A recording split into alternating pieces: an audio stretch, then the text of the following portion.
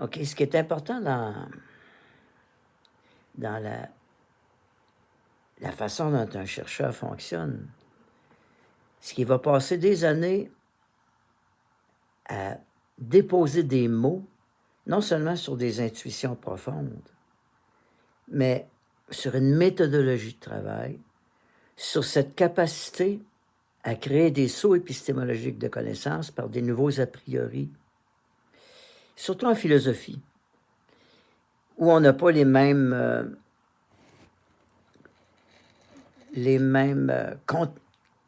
conceptualités, ou si tu veux, les mêmes exigences de protocole qu'en science. On est beaucoup plus, si on veut, dans la pensée-fiction. Donc, pourquoi je dis ça? Parce que, après une trentaine d'années, qui, je pourrais dire, a commencé par le fait que je me suis mis à vagabonder après avoir écrit Monsieur 2.7K pendant 7 ans, puis m'être créé par la littérature un personnage qui s'appelle Pierrot Vagabond. Donc, un archétype qui s'est mis à vagabonder le Québec. Et l'idée, c'est que ce que je recherchais, dans le fond, c'était si je prends soin de l'univers, est-ce que l'univers va prendre soin de moi? C'était ma question de départ. 30 ans plus tard, je réalise qui sous-entendait cette question-là, c'est qu'est-ce qui fait qu'à un moment donné, il y a transmutation des lois de la physique quantique dans l'univers des lois du comportement humain. À un certain moment donné, j'appelais ça le rapport entre l'ontique et l'onticatif. Mais pour finalement, ça a évolué au point où j'en suis arrivé à créer une différence entre l'existence et l'absistance. Qu'est-ce que cette différence-là, dans quoi c'est important? C'est que l'existence, c'est le pari que l'ensemble de ce qu'on appelle le réel est une interconnexion d'ensemble entre les lois de la physique quantique et les lois de l'attraction de la physique ordinaire.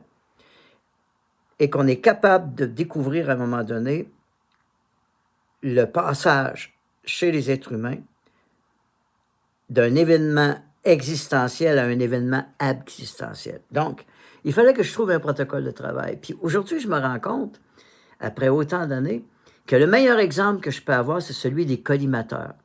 Des grands collimateurs dans lesquels on a construit des outils pour être capable de capter un urinos.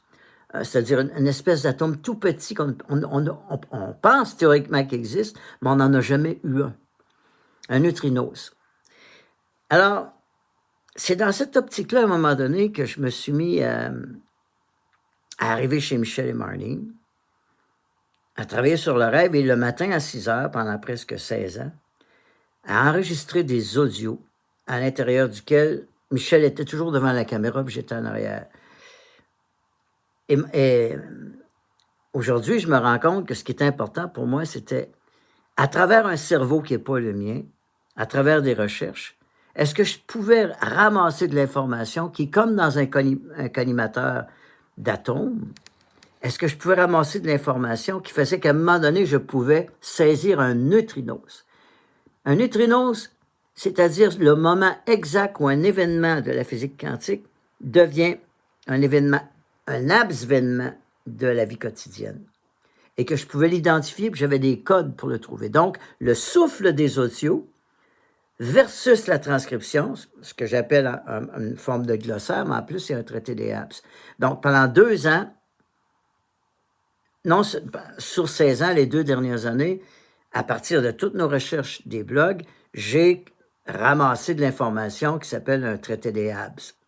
Mais à un moment donné, par un hasard fou, je tombe sur Gaël à l'université, et là, je me rends compte que je vais aussi faire la même chose avec Gaël. Je vais enregistrer ses audios pendant plusieurs années, suivre son évolution vers son doctorat, pour me rendre compte qu'aujourd'hui, après 5 ans avec Gaël, après 16 ans avec Michel et Marlene, j'ai 2 collimateurs différents, à l'intérieur desquels j'ai des enregistrements audio avec des transcriptions, à l'intérieur desquels, dans un doctorat, je vais tenter de de pointer, si tu veux, un neutrinos de la pensée, c'est-à-dire un poids de la pensée, un poids de concept, un concept qui n'a pas de poids, un accept.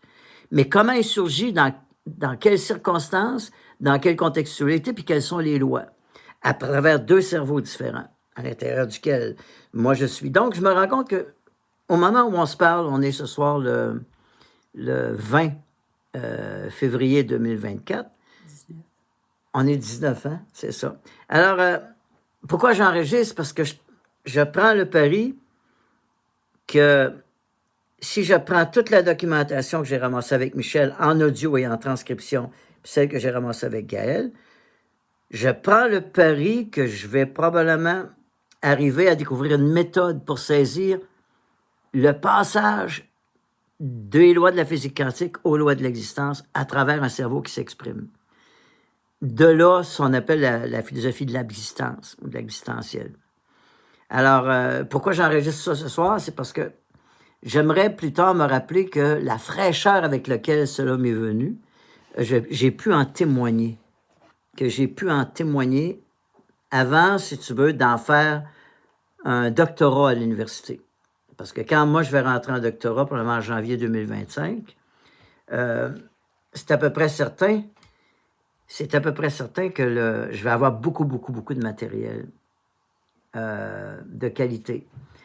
Et comme c'est plus, si on veut, une abstitution, hein, comme je disais dans un autre tape, une abstitution à partir desquelles il y a des a priori de connaissances qui s'installent et certains paris de probabilité forte, je suis à peu près certain qu'à un moment donné, je vais arriver au moins à designer une architectonie de la pensée qui puisse servir à des penseurs qui vont me succéder.